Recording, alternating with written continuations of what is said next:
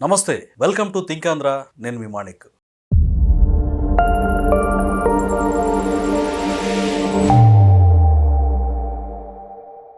మనతో పాటు ఉన్నారు ఆంధ్రప్రదేశ్ క్రైస్తవ నాయకులు డాక్టర్ మోసుగంటి జోసెఫ్ ప్రకాష్ గారు. నమస్కారం సార్. నమస్తే సార్, జగన్మోహన్ రెడ్డి గారు మాజీ ముఖ్యమంత్రి వర్యులు. ఆయన కడప జిల్లాలోని వేంపల్లి మండలం నందిపల్లి గ్రామంలోని నందీశ్వరాలయానికి కుడి ప్రతిష్ఠకు హాజరయ్యారు. అయితే అక్కడ ఆ కార్యక్రమాల్లో పాల్గొన్నాడు. అందరూ కూడా కార్యకర్తలందరూ కూడా ఆ సమక్షంలో కడప పర్యటనలో భాగంగా అటెండ్ అయ్యారు. అయితే అక్కడ ఒక సంఘటన చోటు చేసుకుంది. అక్కడ తీర్థం ఇచ్చారు పూజారులు. ఆ తీర్థాన్ని ఆయన తాగినట్టుగా అట్లా అనిపి మళ్ళీ ఇవి కింద పడబోశారు. అది చాలా మంది హైందవ సోదరులకి ఆగ్రహం తెప్పించింది. అంటే అసలు ఆయన ఎందుకని అలా ప్రవర్తించాల్సి వచ్చింది? అసలు ఆయన నిజంగా క్రిస్టియనా, హిందువా, ఏంటి అసలు మీ అభిప్రాయం ఏంటి?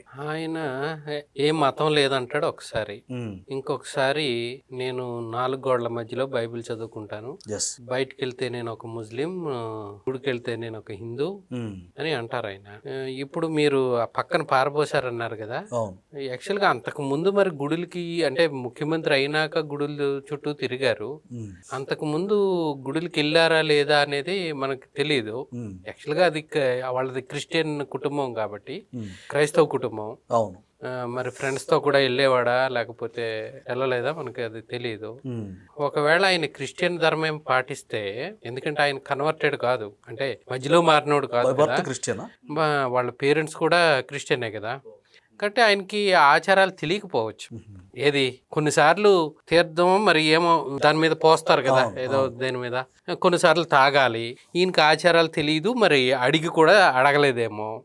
నేనేమంటానంటే, ఎందుకు వచ్చింది ఓట్ల కోసం మతాల పేరు చెప్పి ఓట్లు, కులాలను రెచ్చగొట్టి ఓట్లు, ఇవన్నీ ఎందుకు? నీకు తెలియనప్పుడు ఎందుకు వెళ్ళాలి అక్కడికి? నీకు ఆ ధర్మం గురించి తెలియనప్పుడు ఏదో ఓట్ల కోసం పై వేషం లాగా హిందూ ఓట్లను ఆకర్షించాలంటే గుడికి వెళ్ళాలి. నువ్వు మంచి చేస్తే ఎవరైనా వేస్తారు కదా.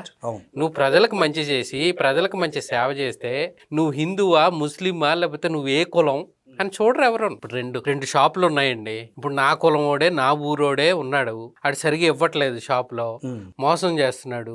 ఇంక వేరే కులమోడు ఉన్నాడు, ఆడేమో మంచిగా ఇస్తున్నాడు, నమ్మకంగా ఉన్నాడు, కరెక్ట్ రేట్ వేస్తున్నాడు. నేను ఎవరి దగ్గరికి వెళ్తాను? కరెక్ట్ ఉన్నవాళ్ళు నా కులం కాకపోయినా, అంటే మొదటి ప్రయారిటీ పోనీ మనం భారతదేశంలో మన కులాలు ఉన్నాయి కాబట్టి, మన మతాలు ఉన్నాయి కాబట్టి మనటోడి దగ్గరికే వెళ్తాం మంచిగుంటే. కానీ ఇటు మంచిగా లేకపోతే ఎక్కడికి వెళ్తాం? నువ్వు మంచి ప్రజలకు మంచి సేవ చేస్తే ఇవన్నీ వేషధారణ, లేకపోతే హిపోక్రసీ, పైకి ఒక వేషం లోపల ఒక వేషం, నీకు నిజంగా నమ్మకం లేకుండా వెళ్ళావు అనుకో, ఏదో ఒకటి తప్పు దొరుకుతుంది అక్కడ కదా. ఇప్పుడు ఆ పద్ధతులన్నీ తెలియకపోతే మనం ఏదో తప్పు చేసేస్తాం. ఇప్పుడు వాళ్ళకి తెలిసినోళ్ళు తెలిసినట్టే ఉంటారు, తెలియనోళ్ళు తెలియనట్టే ఉంటారు కదా. అనవసరంగా ఇరుకులో ఇంకా ఇంకా ఏంటి ఇరుకుల్లో పడ్డాం అనమాట ఇది. ఇప్పుడు ఏదో గుళ్ళకి వెళ్తేనే నాకు హిందువులు వేస్తారు ఓటు కాదు కదా. నీకు అది తెలియనప్పుడు, లేకపోతే నిజానికి మరి క్రిస్టియన్స్, నేను క్రిస్టియన్ కదా, క్రిస్టియన్స్ మాకు బైబిల్లో ఉన్న ప్రకారం ఇప్పుడు తిరుపతిలో వాళ్ళకి ఎలా కండిషన్స్ ఉన్నాయో, నువ్వు నమ్మకం లేకపోతే నువ్వు రాకూడదు అనే కండిషన్ పెట్టారు కదా తిరుపతిలో. మేము కూడా వేరే గుళ్ళకి వెళ్ళకూడదు. మేము క్రిస్టియన్ గా మేము వేరే గుళ్ళకి వెళ్ళకూడదు. మేము ఒకటే దేవుడు అంటాం. ప్రపంచాన్ని అంతటికి, మొత్తం ప్రపంచం అంతటికి, మానవాళ్ళంతటికి ఒకటే దేవుడు అని నమ్ముతాం. మేము ఇలాగా ఇన్ని దేవుళ్ళు అని నమ్మం. అంటే హిందూ ధర్మంలో ప్రతి దాంట్లోనూ మేము దేవుడిని చూస్తామంటారు, వాళ్ళ ధర్మం. మా ధర్మంలో మాత్రం వేరే మేము మొక్కం, ఒకటే డైరెక్ట్ దేవుడు కనెక్షనే మాకు. ఈవెన్ పాస్టర్లు కానీ, లేకపోతే మదర్ తెరీసా కానీ, లేకపోతే ఎవరు మాకు దేవుళ్ళు కాదు. మధ్యలో మీడియేటర్స్ ఎవరో ఉంటారు, కొంత దేవుడి గురించి చెప్పడానికే ఈ పాస్టర్లు. మాకు డైరెక్ట్ కాంటాక్ట్ దేవుడే, పాస్టర్స్ మెసెంజర్స్ మాత్రమే, అంతే. మాకు డైరెక్ట్ దేవుడికే వీళ్ళు కండక్ట్ చేస్తారు. పాస్టర్లు కూడా మాకు ఏం చేస్తారంటే, you go alone and pray, God will speak to you, Jesus will speak to you అంటారు. సార్, ఇక్కడ డౌట్ నాకు ఏంటంటే, మీరు క్రిస్టియానిటీలో ఉన్నటువంటి విషయాలు చెప్పారు. జగన్మోహన్ రెడ్డి గారి family Christian family, no doubt అందులో. ఎందుకంటే వాళ్ళ రాజారెడ్డి గారి దగ్గర నుంచి కూడా ఆయన ఆ క్రిస్టియన్ ఫ్యామిలీ. విజయమ్మ గారు కూడా ఒక 10 పుస్తకాలు రాసినట్టుగా ఆ పార్టీ నాయకులే ఒక చోట చెప్తుంటే విన్నా నేను. ఆవిడ కూడా రాశారు. ఆవిడ రాసిన పుస్తకాలు నేను కూడా చూశాను. అయితే ఇప్పుడు ఈయన కూడా క్రిస్టియన్ అని చెప్పాడు ఒకసారి నేషనల్ మీడియాలో గతంలో. బైబిల్ చదువుతాను అన్నాడు కానీ క్రిస్టియన్ అని చెప్పలే. క్రిస్టియన్ కాదు, బైబిల్ చదువుతారంటే బైబిల్ చదివిన వాళ్ళు అందరూ క్రిస్టియన్స్ కాదుగా. ఇప్పుడు వాళ్ళు అదే కదా, చంద్రబాబు గారు కూడా బైబిల్ చదివారు కదా, ఆ. ఆయన క్రిస్టియన్ అని అంటున్నారు. మరి ఆయన క్రిస్టియన్ కానప్పుడు గర్వాప్సి ఎందుకు అయ్యారు? స్వరూపానంద దగ్గర సాష్టాంగపడి ఇంత మార్పిడి ఎందుకు జరిగిందంటారు? అదే నిజంగా నమ్మకం ఉండి చేశాడా, లేకపోతే ఈ ఓట్ల కోసం, హిందూ ఓట్ల కోసం చేశారా? ఇది నిజంగా నీకు కొంతమంది అందరూ అన్ని నమ్ముతారు. ఇప్పుడు జీసస్ ని నమ్ముతారు, లేకపోతే మిగతా దేవుళ్ళని కూడా నమ్ముతారు. ఓకే. హిందూస్ జీసస్ ని నమ్ముతారు, దర్గాలకి పోతారు, అన్నిటికీ చేస్తారు. కొంతమంది ఒకటే ఉంటది వాళ్ళకి, ఏకేశ్వర ఉపాసన. ఇప్పుడు హిందువులు కూడా ఆర్థోడాక్స్ ఉంటారు, అంటే వాళ్ళు నిష్ఠగా ఉంటారు, ఒకటే, ఇంకో దానికి వెళ్ళరు. అలాగే క్రిస్టియన్స్ నిష్ఠగా ఉండేవాళ్ళు ఉంటారు, అటు ఇటు ఉండేవాళ్ళు ఉంటారు. ముస్లిమ్స్ నిష్ఠగా ఉండేవాళ్ళు ఉంటారు, ఒకటే పట్టుకుని, లేకపోతే అన్నిటికి వెళ్ళే వాళ్ళు ఉంటారు. కాబట్టి ఈయన ఏ కేటగిరీ? ఈయన క్రిస్టియన్ అనొద్దు ఆయన్ని. ఆ కేటగిరీ ఉంటే గనక మా క్రిస్టియన్ అంటే, ఎప్పుడు అంటామంటే those who following Christ is called Christian. ఎవరైతే క్రైస్ట్ చెప్పినవి పాటిస్తారో వాళ్ళే క్రిస్టియన్స్. మీరు అలాగ అన్ని చేసేవాళ్ళు క్రిస్టియన్ అన్నారు. మీరందరూ పాస్టర్లు అందరూ కూడా మనవాడు మన క్రిస్టియన్ అని చెప్పేసి జగన్ గారిని అభిమానిస్తారు కదా. అది ఎందుకంటే అట్లీస్ట్ కొంచెం ప్రార్థన చేసుకుంటున్నాడు మనవడు అనే ఫీలింగ్ వాళ్ళకి వచ్చింది. యాక్చువల్ గా 2019లో ఏదో ఎవరికైనా మనవడు ఉన్నాడంటే మనం సంతోషిస్తాం. ఇప్పుడు ఎక్కడ యూకేలో రిషి సునక్ ప్రైమ్ మినిస్టర్ అయ్యాడంటే మనవడు మన దేశస్తుడు అని సంతోషించాం. అలాగే మన క్రిస్టియన్ సీఎం అయ్యాడు అనుకుంటే ఎవరికైనా సంతోషమే. నేనేమంటానంటే ఆయన క్రిస్టియన్ అయితే అందరికీ సమానంగా చూడాలి కదా, అందరినీ సమానంగా చూడాలి. క్రిస్టియన్ అయినా నువ్వు క్రిస్టియన్స్ ని ఎక్కువ చూడమని కాదు, హిందువులను తక్కువ చూడమని కాదు, లేకపోతే నువ్వు హిందూ ముఖ్యమంత్రి అయితే హిందువులను ఎక్కువ చూడు, క్రైస్తవులు తక్కువ చూడమని కాదు కాదు అందరినీ సమానంగా నువ్వు ముఖ్యమంత్రి అయినప్పుడు అందరినీ సమానంగా చూడాలి. నీ మతం నీది కొన్ని నీ మతానికి ఏమన్నా అన్యాయం జరిగితే న్యాయం చేయాలి, కానీ నువ్వైతే అందరి పక్షంగా ఉండాలి. ముఖ్యమంత్రి అనేవాళ్ళు అందరి పక్షంగా మాట్లాడాలి కదా. మరి ఇప్పుడు ఆయన ఎందుకు వచ్చింది ఇది? అంటే ఈ యాక్టివిటీస్ లో క్రైస్తవులు పార్టిసిపేట్ చేయొచ్చా? జగన్మోహన్ రెడ్డి గారు లాగా బిహేవ్ చేస్తారు? అసలు చేయరు. క్రిస్టియన్ అంటే దేవుడు తీర్పు తీరుస్తాడు, నేను తీర్పు తీర్చట్లేదు, కానీ నేను బైబిల్లో రాయబడిన ప్రకారం, నా అండర్స్టాండింగ్ ప్రకారం నేను చెప్తున్నా ఏంటంటే, యేసు ప్రభుని వెంబడించే వాళ్ళు వేరే ఇలా చెయ్యరు. నాకు తెలిసినంత వరకు విగ్రహారాధన చెయ్యరు. ఇంకోటి బైబిల్లో కొన్ని వీళ్ళు చెప్తుంటారు ఏంటంటే, ఒకళ్ళు నైమాన్ అని, ఆయనకి ఒక దేశం యొక్క సైన్యాధిపతి, ఆయనకి కుష్ఠవ్యాధి తగ్గింది. పాస్టర్ గారు యేసు ప్రభుకి ప్రార్థన చేయడం వల్ల, లేకపోతే దేవుడికి ప్రార్థన చేయడం వల్ల కుష్ఠవ్యాధి తగ్గింది. అప్పుడు నమ్మకం కలిగింది. నమ్మకం కలిగితే నాకు రియలైజేషన్ వచ్చిందండి, నేను ఇంక ఏ దేవుడికి మొక్కను, యేసు ప్రభుకే మొక్కుతాను. కానీ నా ఉద్యోగం ఏంటంటే, రాజు గారు గుళ్ళోకి వెళ్ళినప్పుడు నా చేతి మీద ఆనుకుంటాడు ఆయన మోకాళ్ళు ఏదో మోకరిస్తాడో ఏదో మొత్తం మీద, ఈయన చేతి మీద ఆనుకుని ఆయన దేవుడికి మొక్కుతాడు. సైన్యాధిపతి ఉండాలి కదా గుళ్ళోకి వెళ్ళినప్పుడు. నేనైతే మొక్కను గాని, నేనైతే దేవుడిని మొక్కను, కానీ నా ఉద్యోగమే ఇది కాబట్టి నేను అక్కడ ఆయన పక్కన ఉంటాను, ఇబ్బంది ఏమీ లేదు కదా అని ఏలియా గారిని అడుగుతాడు. ఏలియా ప్రవక్త, ఓకే నీకేమి ఇబ్బంది లేదు వెళ్ళు అంటాడు. ఇప్పుడు ఈయన ఏం చేస్తున్నాడు? అలాగేం కాదు కదా, ఈయన మొక్కుతున్నాడు కదా. మరి మనసులో ఏసయ్యా అనుకుంటున్నాడో మరి ఏమో నాకు తెలియదు. ఎందుకు లోపల విగ్రహం దగ్గరికి వెళ్ళి అంటే అట్లా చేయడం కూడా అది దేవుడిని వంచినట్టే అకార్డింగ్ టు బైబిల్. ఇప్పుడు నీకు అంత ఇబ్బంది లేదు కదా. ఇప్పుడు నువ్వు ఎందుకు వచ్చింది? ఇప్పుడు ఆ ఓట్ల కోసం నువ్వు మంచి పని చేస్తే ఎవరైనా ఓటేస్తారు. ఆ ఓట్ల కోసం ఎందుకు ఈ హిపోక్రసీ? బైబిల్ ఇంకో మాట ఉంది, వ్యభిచారైనా రియలైజ్ అయ్యి ప్రభువా నేను తప్పు చేశాను ఇంకెప్పుడు చేయనంటే వ్యభిచారం నన్ను క్షమిస్తాడంట, కానీ వేషధారులను క్షమించడంట. వేషధారులు అంటే లోపల ఒకటి పైన ఒకటి, అంత డేంజర్ అది, అంత డేంజర్. కాబట్టి ఈయన ఎందుకు మంచి చేస్తే నీకు ఎవరైనా ఓటేస్తారు. ఈ మతాలు కులాలు ఇవన్నీ రెచ్చగొట్టడం ఎందుకు? అలాంటి బిహేవియర్ వల్ల దేవుడి నామానికి దోషం కలుగుద్దని బైబిల్లో ఉంటుంది. ఇప్పుడు మా క్రిస్టియన్స్ ఇది అవుతున్నారు కదా, ఆయన వల్ల మావుడు అనుకున్నాం, కానీ మాకు చేసింది ఏమీ లేదు, గొప్ప అన్యాయం చేశాడు ఆయన. మాకు ఈ క్రైస్తవ ముద్ర వీళ్ళందరూ విమర్శిస్తారు, క్రిస్టియన్ అంటే మళ్ళీ హిందూ ఓట్లు పడవేమో అని ఏం చేశాడు? క్రిస్టియన్స్ అస్సలు ఏమీ చేయలేదు, అన్యాయం చేశాడు. అన్యాయం చేయించాను. ఇప్పుడు నన్ను కూడా, నేను ప్రిన్సిపల్ గా నేను ఉన్నాను, నన్ను కూడా మీ ఫేవర్ చేస్తారంటారేమో అని నేనేం చేస్తాను, వాడికి కరెక్ట్ మార్కులు వేస్తాను, లేదా అర మార్క్ కన్నా తక్కువ వేస్తాను అందరికంటే. కానీ అన్యాయం చేయను, జీరో అయ్యాను కదా. అన్యాయం అయితే చేయకూడదు కదా. మరి ఈయన మాకు అన్యాయం చేశాడు. 3 సంవత్సరాలు మా బిషప్లను దగ్గరికి రానియలేదు, క్రిస్టియన్ ముద్ర పడతాదని. అరే అంత అన్యాయం ఏంటి? నువ్వు మాకేం ఫేవర్ చేయక్కర్లేదు, నువ్వు క్రిస్టియన్ అయిన దేవుడికి కాకుండా మనుషులకు భయపడుతున్నట్టే కదా. అంతే, దేవుడికి. మరి బైబిల్ చదివితే, మరి బైబిల్ చదువుతున్నాను అంటున్నారు, నేను రోజు బాగా బైబిల్ చదువుతారంట. బైబిల్ చదివితే ఇవన్నీ అర్థం కావట్లేదా? నాకు అర్థం అవట్లేదు. మరి ఇవన్నీ ఇప్పుడు నేను కన్వర్టెడే, నేను మానేశాను. నేను రిజర్వేషన్ పోగొట్టుకున్నాను నా దేవుడి కోసం. నాకు గవర్నమెంట్ జాబ్ వస్తే రిజర్వేషన్ పోగొట్టుకున్నాను. మేము చంపేసినా సరే మేము దేవుడిని వదలం, మా దేవుడి కోసం చంపేని అన్యాయంగా, మేమేం తప్పు చేయకపోయినా చంపేని, మేము దేవుడిని వదలం. బిలీఫ్ అంటే అదే. అయితే ఇక్కడ ఒక డౌట్ సార్ నాకు, క్రిస్టియన్ రాష్ట్రం అంటే మెజారిటీ ప్రజలు క్రిస్టియన్స్ మణిపూర్ లో ఉన్నారు, వాళ్ళని ఒక రకంగా మారణ హోమం జరిగినట్టు ఆడబిడ్డలను కూడా అత్యాచారాలు చేసి చంపేశారు చాలా మందిని కూడా. ఆ సంఘటనలో కూడా ఒక క్రిస్టియన్ అయితే ఒక ముఖ్యమంత్రి స్థాయి వ్యక్తి స్పందించలేదు. మరి దీన్ని ఏ విధంగా చూడాలంటారు మనం? మోసం. క్రిస్టియన్స్ ఓట్లు లాక్కోవడానికేమో నేను ప్రార్థన చేసుకుంటున్నాననే మాట వదులుతున్నాడు.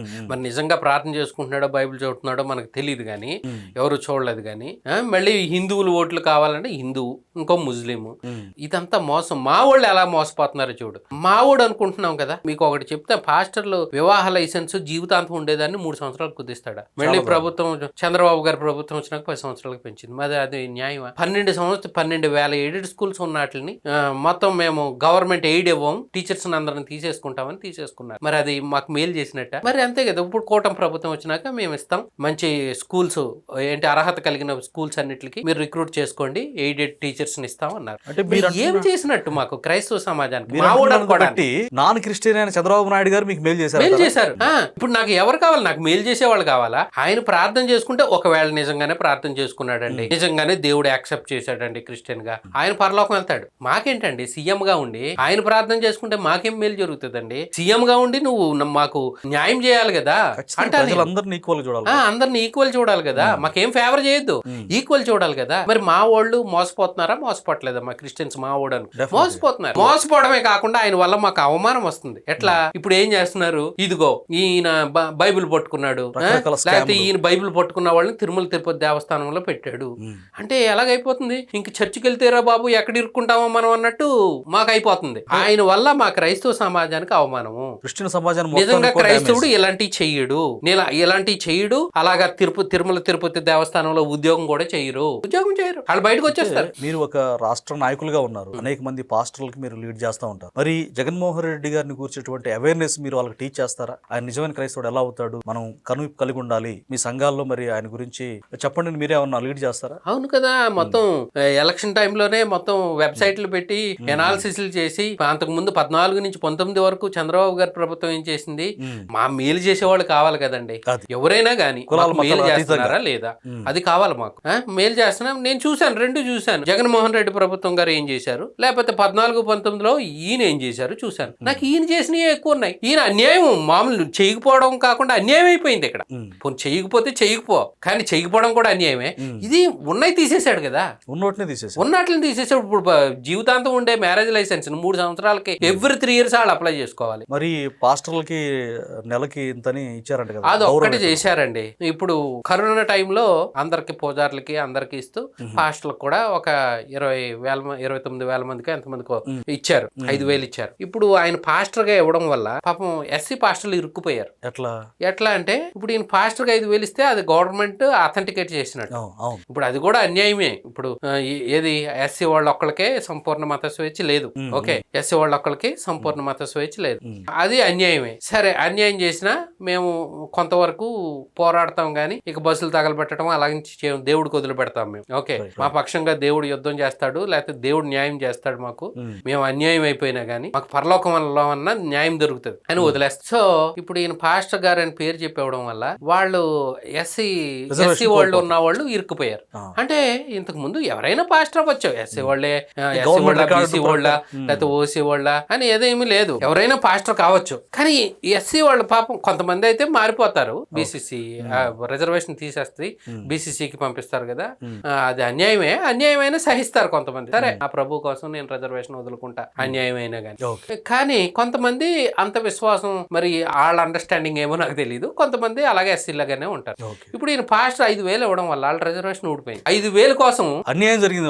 అన్యాయమే కదా. ఆయన ఇచ్చిన 5,000 వల్ల వాళ్ళ పిల్లల రిజర్వేషన్ పోయినట్టే కదా, అథెంటికేట్ ఇచ్చినట్టు. సో అది ఆయన చేసిన ఘనకార్యం. తర్వాత మళ్ళీ కొంచెం తేరుకుని చర్చిలకని మార్చారు. అది ఆయన ఎప్పుడు చేశాడు?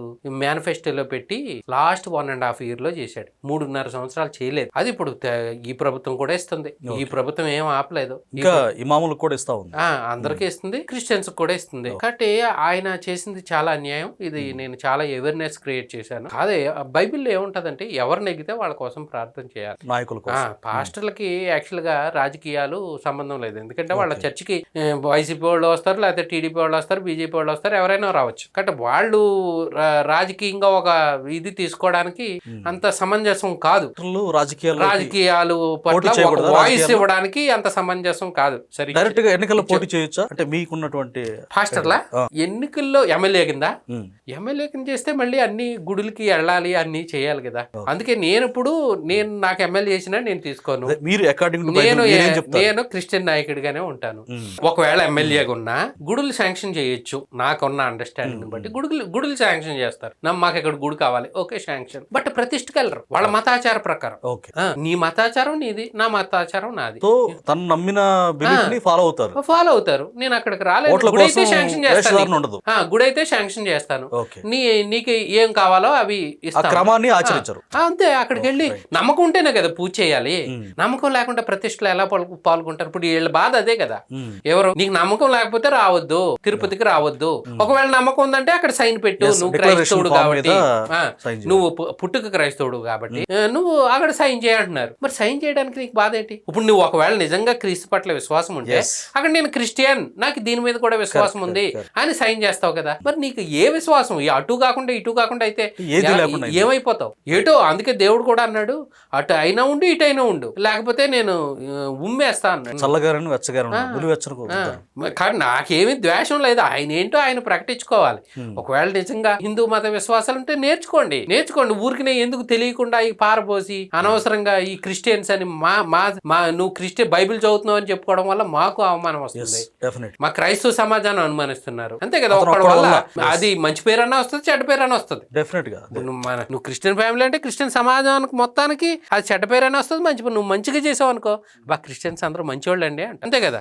లేకపోతే క్రిస్టియన్స్ అందరూ ఇలాంటి వాళ్ళు అండి, వేరే దేవుళ్ళని అవమానించే వాళ్ళు అండి. ఇప్పుడు ముస్లింలో ఒకళ్ళు టెర్రరిస్టులు ఉన్నారని ముస్లిం కమ్యూనిటీ మీదకి వస్తుంది, ఆటోమేటిక్ గా వస్తుంది. అందరూ అలాంటి వాళ్ళు కాదు కానీ ఆ అనుమానం వచ్చేస్తుంది. ముస్లిమ్స్ కొంత అనుమానం వస్తుంది, వీళ్ళు టెర్రరిస్టా లేకపోతే ఏంటి అనే అనుమానం వస్తుంది. కాబట్టి నీ వల్ల నీ సమాజానికి గాని, కుటుంబానికి గాని, నీ కులానికి గాని, నీ ఊరికి గాని మంచి పేరైనా చేస్తావు, నీ ప్రవర్తన వల్ల చెడ్డ పేరైనా చేస్తావు. అంటే క్రైస్తవ సమాజానికి జగన్ గారి వల్ల మంచి పేరు కంటే చెడే ఎక్కువ జరుగుతుంది. మాకు ఇప్పటికీ చెడే జరుగుతుంది. ఆయన క్రైస్తవ సమాజాన్ని ఇప్పటికీ ఆయన ఏమి మేలు చేయట్లేదు, ఒక వాయిస్ కూడా ఇవ్వట్లేదు.